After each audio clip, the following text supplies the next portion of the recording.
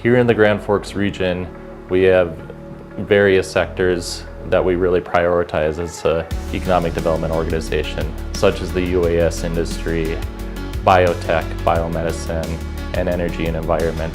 We started Bifrost in summer of 2023. We got in a few budget printers, some Chinese machines, and like form labs with SLS and SLA technologies. And then quickly realized that we needed more.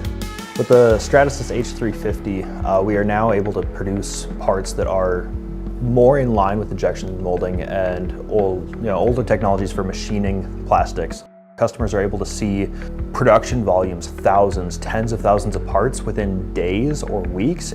We were able to produce an order for our customers of 600 pieces in less than 48 hours. That would have taken 8 to 10 days than other additive technologies we have. Cost savings, the time savings, just all in, this technology is really helping. And this is a great machine to experiment on, to prototype, and get into full-scale production.